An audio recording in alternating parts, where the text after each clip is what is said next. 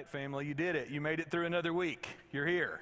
And together, as a church family, we get to celebrate being in the company of one another and in the presence of God and giving glory to our God who deserves it forever and ever. It is a joy to be together with you. My name is Brock Polk. I'm part of the ministry staff here. And if you and I haven't met, I hope we get the chance to meet before you leave today. I read a beautiful story recently about one of the designers on this medical equipment department team at General Electric. Years ago, Doug Dietz was the leader of one of the teams that was designing some pretty high-end medical technological equipment. And so at the time, in that season, they were working on a new MRI machine. Now, for those of you who haven't had an MRI scan done before, let me tell you, it's an extraordinary non-invasive technology that allows doctors to see with much more detail than an x-ray the details of what's going on inside a person's body. But the process of undergoing an MRI scan can be uncomfortable. It can be intimidating, especially if you're having to have something scanned kind of on the upper half of your body, because typically you'll have to be inserted into this tube head first, and it can be narrow and it's noisy, and you have to endure these long stretches of these loud mechanical sounds that are happening around you, even though nothing's poking you or prodding or anything like that. And so after Doug Dietz's team worked for years to develop this new MRI machine, Doug wanted to see the machine in action. And so when the first one was installed at a children's hospital in Pennsylvania, Doug went and paid a visit to see this machine in action. He was so excited. He was, jazzed up about seeing the fruits of his team's labor. But while he was there, what he saw was a family, a mom and dad and a young daughter, who were walking down the hall toward the MRI examination room with trepidation. And he noticed that the little girl had tears streaming down her face. She was terrified about what she was about to experience, and her parents were trying to give her this pep talk and trying to remind them about how they had talked together about being brave and courageous, and then she walked into that dimly lit, cold, clinical exam room setting. And as Doug was watching this little girl try to work up the nerve and be brave enough to go have the MRI done, he noticed the technician, the MRI tech, picked up the phone and called to another department, and he realized that that technician was calling for an anesthesiologist to come down to the MRI area. And what he learned was that in that hospital, as many as 80% of the children who get an MRI require sedation to go through that test. Not because there's anything painful about it, but because they're too frightened, because they're too scared to lay still to go through that MRI scan. And after seeing that, this designer, Doug, he realized, I've got to go back to the drawing board. He realized he couldn't just go back to GE and begin working on the next piece of technology. He needed to go back and figure out where they went wrong and what they could do to keep this process from being frightening for children. Doug says he had one of those wake-up call kind of moments in his life. One of those moments that the new information, the new realization, the new reality that he became aware of was so powerful in his mind that it changed the entire trajectory of his life. Perhaps you've had a moment like this in your own life.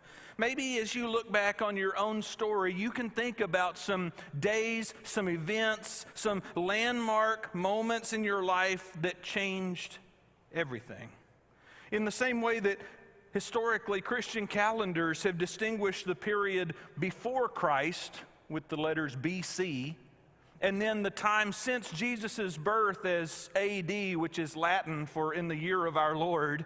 We've divided history because there was a linchpin moment, there was a watershed moment, a monumental event that happened after which, in our eyes, nothing was ever the same again. It was so pivotal.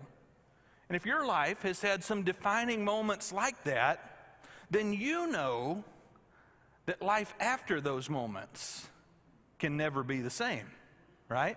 I mean, some of you could divide those times in your life as before college and after college, or before children and after children, or before I moved to Texas and after I moved to Texas,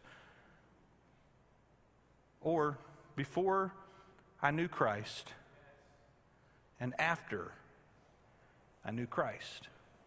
For the past few weeks here at Heritage, we've been working our way through a series of messages called Surprise the World. And it's been all about how to overcome the apathy and the skepticism that many people in our community feel about the Christian faith.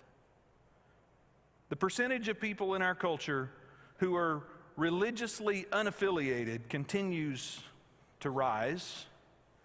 More and more people report that they're not connected to any sort of faith tradition. They're not connected to any sort of spirituality that is concrete and tangible. And for a variety of reasons, the cultural perception of Christianity seems to be deteriorating, not improving.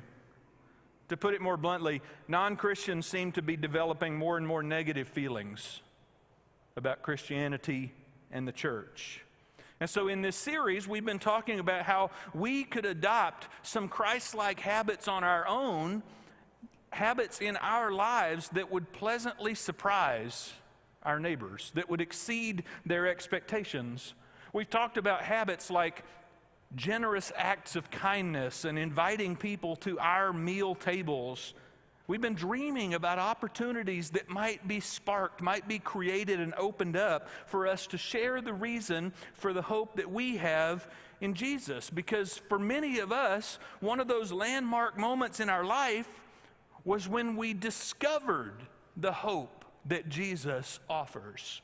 When we discovered grace, when we discovered mercy, when we discovered that there was a future for us beyond our own selfish ambition.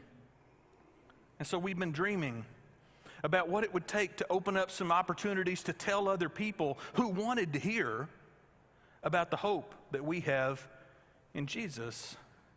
But we've also been pretty realistic about the fact that it's going to take a lot of acts of kindness and a lot of meals together to counteract the negative reputation that Christianity has developed in many circles. Because in the eyes of many non-Christians, the church has become known for its divisive politics and its inward focus instead of its kindness and its positive contributions to society. I think it's time we tell the world something different. I think it's time we tell the world around us a better, clearer, more inviting version of this story. And I think that begins with remembering the unique and personal stories that drew each of us to Christ, or many of us to Christ in the first place. And so today, I want to get you thinking about the origin story of your own relationship with Jesus, whatever stage that relationship is in. If you've been in connection with Jesus for decades, or if today is the first day you're like experimenting with this, I want you to be thinking about what got you to this point. But I also want to remind you about Jesus' very first disciples and the defining moment that caused them to decide, I'm following him. So today we're going to look together at a short passage of Scripture in Mark chapter 1. If you've got a Bible with you, you're welcome to join us there. Mark is one of the 4 books in the Bible that we refer to as the Gospels, and gospel is just a word that means good news. But what we mean by that is that Mark and these other 3 books, these are like journalist accounts of the life of Jesus. These are people who reported on what Jesus did, what Jesus was like, what Jesus said, and how Jesus interacted with other people. And Mark is unique. One of the distinguishing characteristics of Mark's writing, it's the shortest of the 4 Gospels. One of the distinguishing characteristics of his writing is that he's very succinct. He gets right to the point. Mark writes with an intentionality and an immediacy. In fact, time after time, you'll notice in Mark, it'll say Jesus did this, and then immediately he did this. It's like Jesus is in fast forward in Mark, Okay? When Mark writes about Jesus, he writes with this intentionality and he excludes details that are not necessary to the picture that he's trying to paint, the story he's trying to tell about Jesus' life. So Mark doesn't record any of the details about Jesus being born, doesn't record any of the details about Jesus' childhood. We have to look to Matthew and Luke to get all of those details. Mark skips over all of that stuff. Instead, in the middle of Mark chapter 1, we get introduced to adult Jesus. He's in his 30s, he's been baptized, and he has begun his preaching ministry in northern Israel. And right after Mark tells us about the message of the kingdom of God that Jesus has been preaching, we learn that Jesus started to call people to be his followers. Beginning in Mark chapter 1, verse 16, here's what it says. As Jesus walked beside the Sea of Galilee, this is a large freshwater lake in northern Israel. As Jesus walked beside the Sea of Galilee, he saw Simon and his brother Andrew casting a net into the lake, for they were fishermen. All right? They're in the process of fishing. He sees them casting the net, like they're busy. Verse 17, "Come, follow me," Jesus said, "and I will send you out to fish for people." And at once, this is one of those examples of Mark writing with such urgency. At once, they left their nets and they followed him. Somewhere in the Sea of Galilee, there's a net laying on the sea floor that never got hauled back in. And I think this is a fascinating scene because Mark doesn't give us any context about whether Jesus and Simon and Andrew had any prior connection or not. It's possible that Simon and his brother Andrew knew Jesus, or that they had at least heard of Jesus, that maybe the rumors about Jesus' preaching had begun to spread, but that's all just speculation. We don't know. We do know some details from history that inform what's going on in Simon and Andrew's orbit at this time. We know that the Sea of Galilee belonged to Caesar, meaning it was under government control, and so you had to have government permission to fish there, which was a new development in the last generation or two for them. The Romans had enacted a new system of licenses and taxes, and they were putting a squeeze on the livelihoods of families who had been in the fishing business for generations in that area. And so commercial fishing, which was a hard life already, was getting harder in those days because of the demands of this occupying Roman government.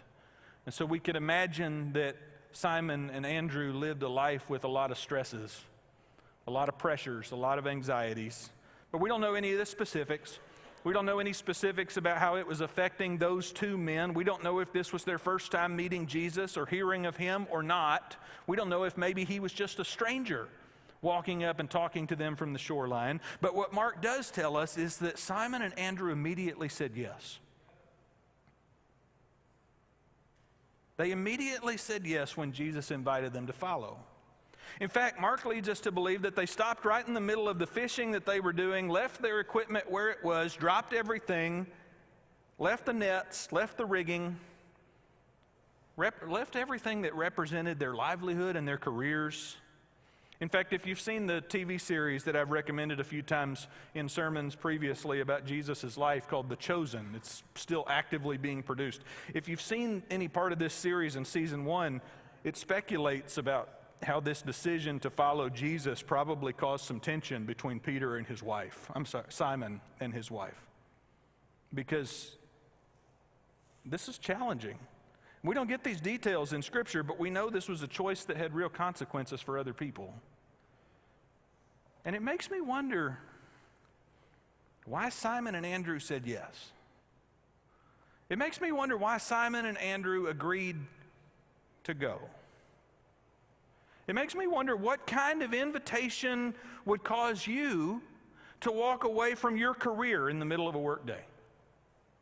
I mean, imagine just laying down your tools, walking away from a classroom full of students, pushing your chair back from the desk, getting up and walking out. Some of you are thinking, this sounds amazing. Can we do it tomorrow? You know, like, I got you. But realistically, we're talking about something much more drastic. We're not talking about Simon and Andrew taking an early lunch or taking a mental health day. Something inspired these two men to abandon their tackle, to throw caution to the wind, so that they could follow Jesus into the unknown. So that they could follow Jesus without knowing where that was going to take them. And if Mark's account is telling us the whole story of that episode, and we don't have any reason to doubt this, then the only thing Jesus said to them was, I have a plan for you. Follow me because I want to do something with your life. Follow me because I want to give you an assignment. Follow me because I want to give you something to live into.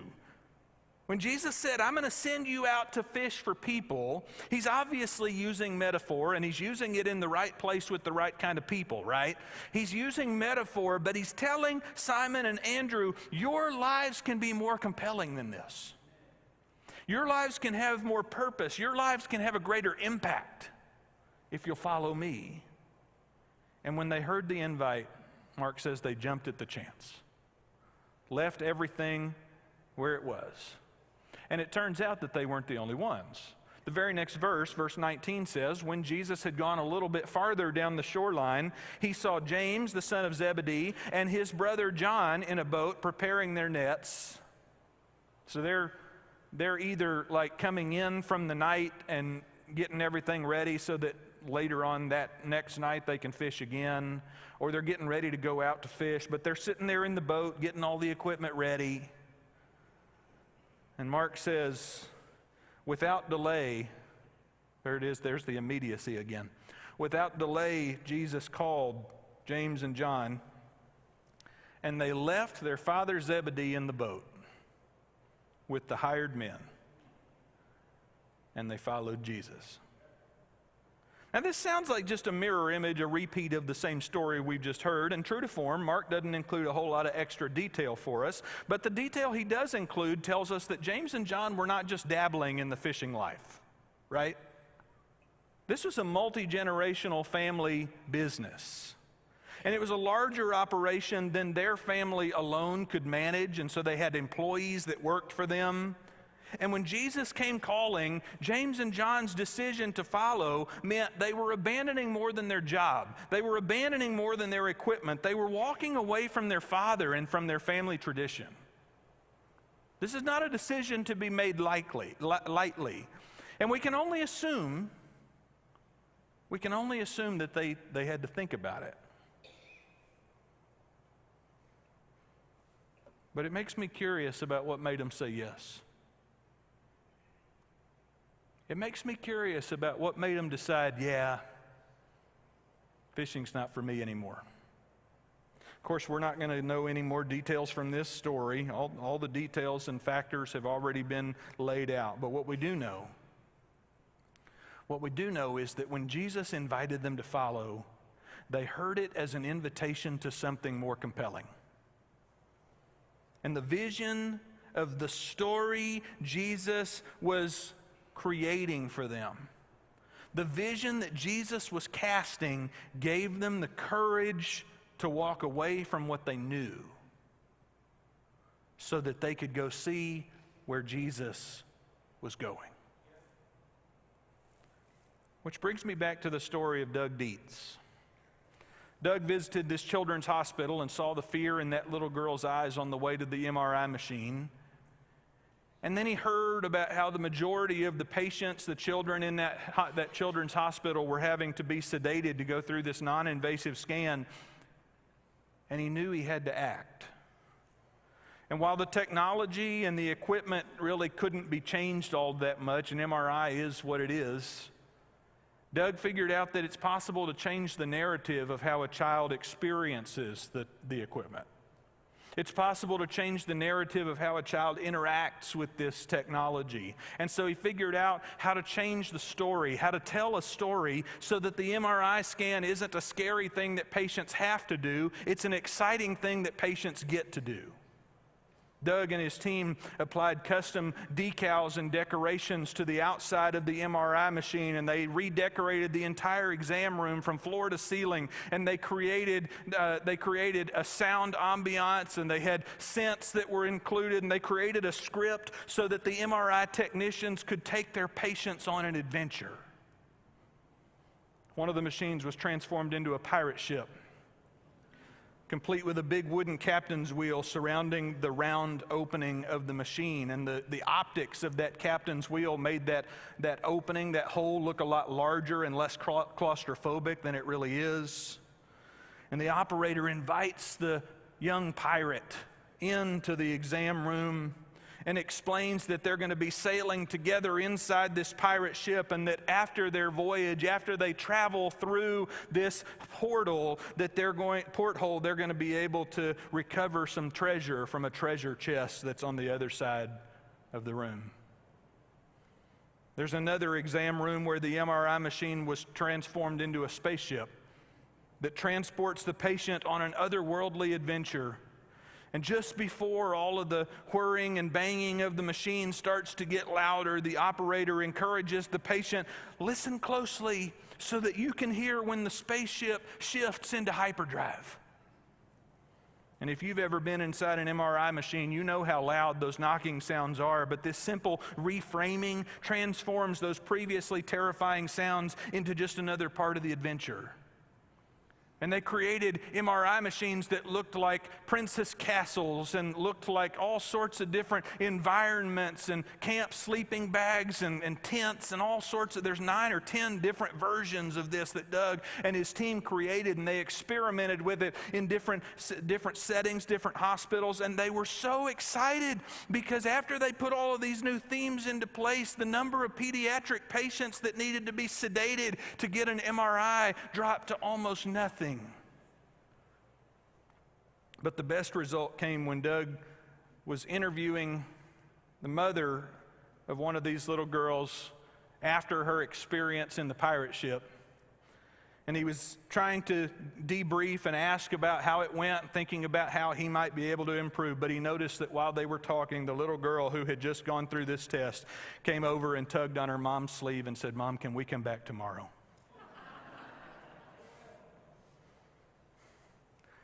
There's something about telling a better story, a more compelling, exciting story that caused frightened kids to give MRI a chance.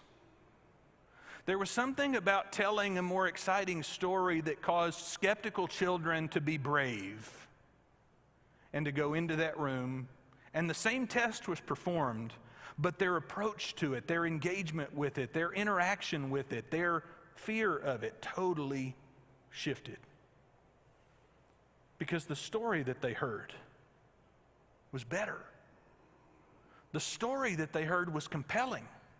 The story that they heard captured their imagination.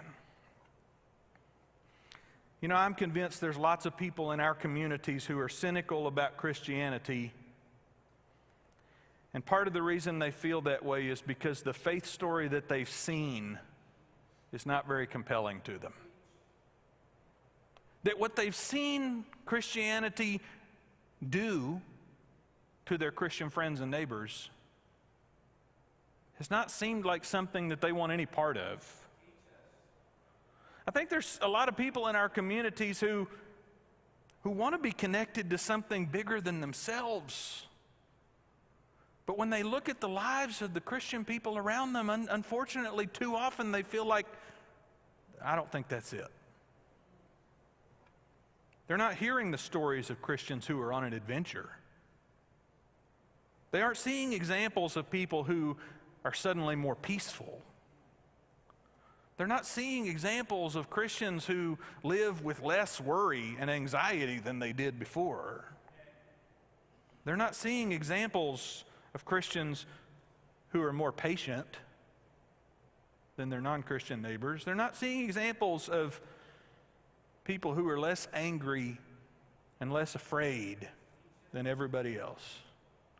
I'm not saying those kind of Christians don't exist. In fact, I know they do. But I'm afraid too many of our non-Christian neighbors don't see it.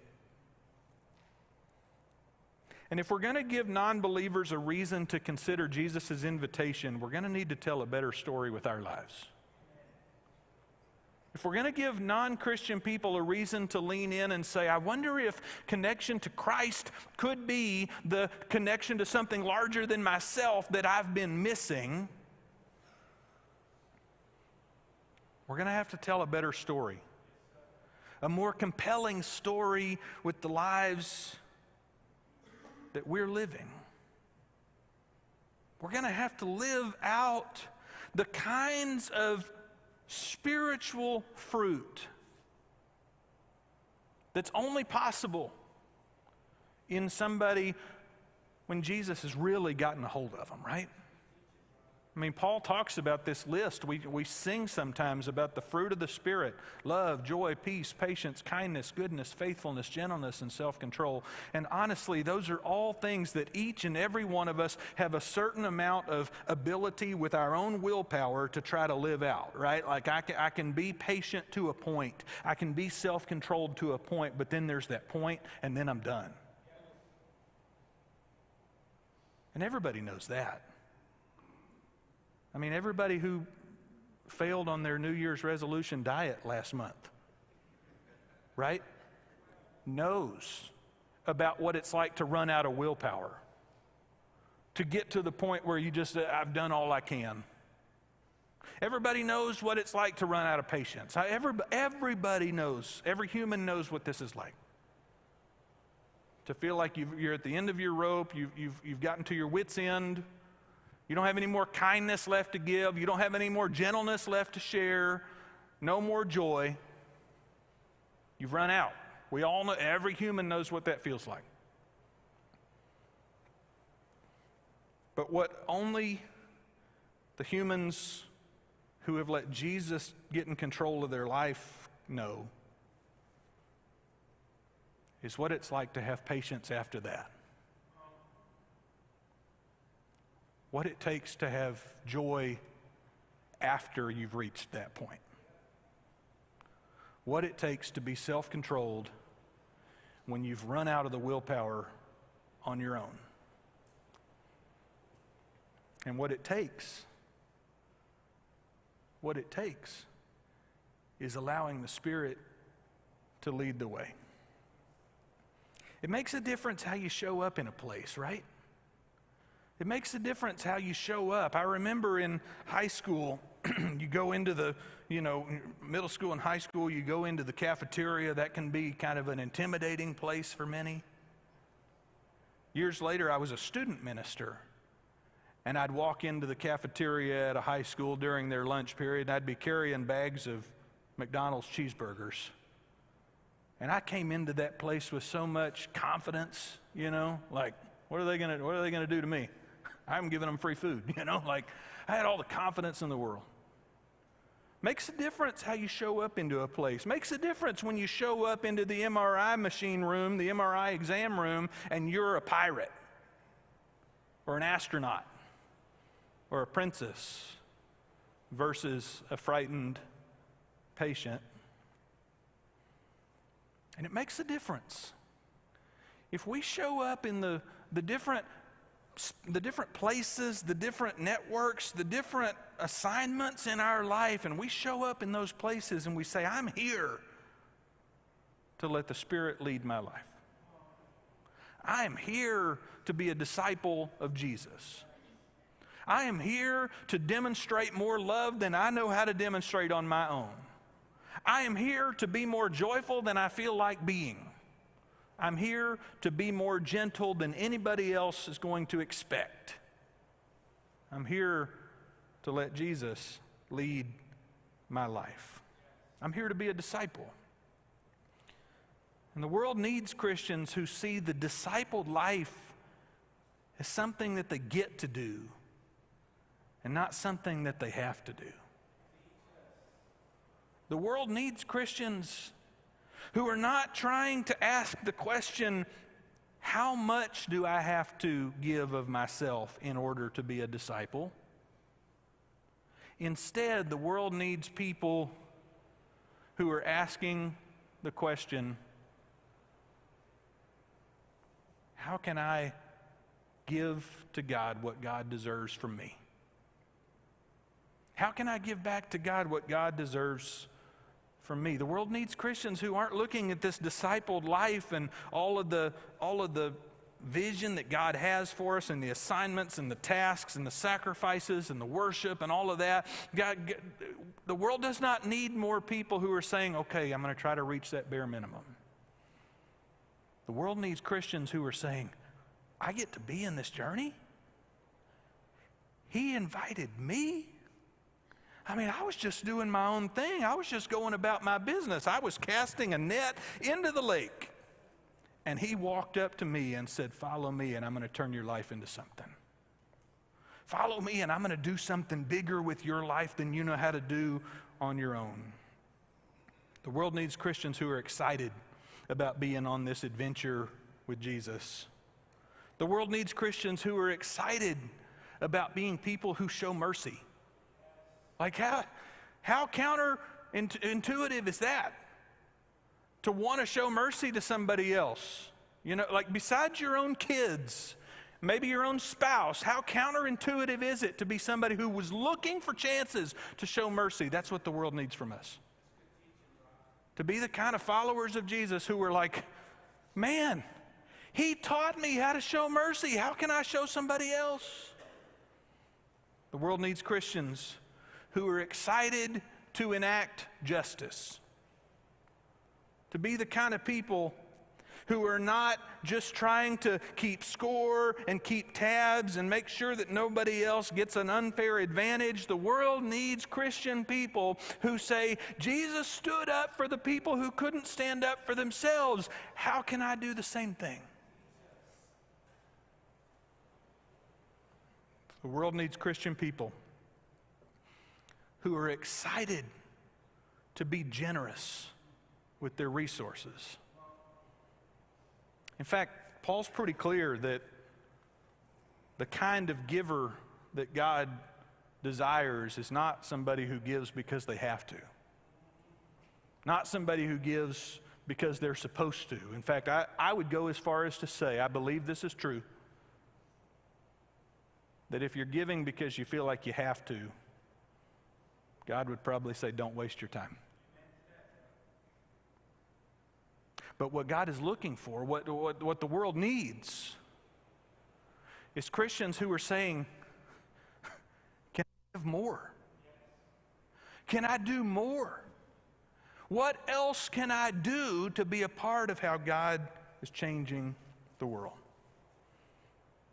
The world needs Christians who are excited to find more and more opportunities to serve, more and more opportunities to give of their time and their energy and their talents to try to be a blessing to somebody else. The world needs Christians who are thinking, I'm not serving because I have to. I'm not serving just because somebody else told me they need me in a certain spot. I'm serving because I get to. Because Jesus taught me how to do this. Because the one who deserved every bit of honor and glory and knew that every power in heaven and earth had been given to him took off his outer cloak and wrapped a towel around his waist and washed people's feet. I'm serving because it's what my leader told me, taught me, showed me to do. The world needs to hear a better story.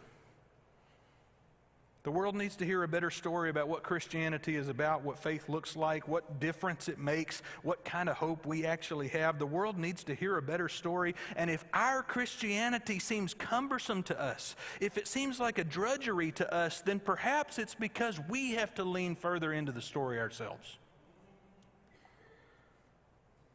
Why did Jesus call his first disciples? Why did he call Simon and Andrew and James and John? It wasn't because he needed help. Jesus could have done every bit of this whole mission by himself, right? He didn't need their help. But they needed something to steer their life toward. They needed something to follow. They needed a vision for the story of their life that was bigger than what they were living at the moment. Jesus called his first disciples so that he could transform their lives into something so that he could help send them, so that he could send them to fish for people, metaphorically, to make a difference in the lives of people, to tell people about what they themselves had discovered. And they immediately jumped up. They immediately left their nets. They immediately left their father. They immediately left the boat. They immediately left the hired men. They left immediately, and they followed Jesus with excitement. And then pretty quick they found out it wasn't always easy. It was challenging. It was frustrating. There were moments when they were scared. There were moments when they didn't know how it was going to turn out. And then ultimately, when he was arrested and tried and crucified, they said, well, we guess it's over. And then 3 days later, they saw him again. And when he rose from the dead, and when they figured out who he really was, then you couldn't stop him. Then you couldn't stop them from following. Then they gave up everything. Gave up all of their own plans, all their own ambitions. They became ministers and missionaries and pastors who traveled all over the globe, and they faced persecution, and most of them ended up being executed, except they had the chance. Somebody would say to them, if you'll just denounce Jesus, we'll let you live. And these people said, no way. You can have my life, but you can't have my faith. Once they knew who Jesus really was, you couldn't stop them from serving and giving and being merciful and pursuing justice and loving and being gentle and being self-controlled. You couldn't stop them because it had really gotten to them in here. That's what I'm praying for us. That's what the world needs. That's what would really be surprising, is if we were the kind of people who wouldn't let anything stop us from following where Jesus is taking us.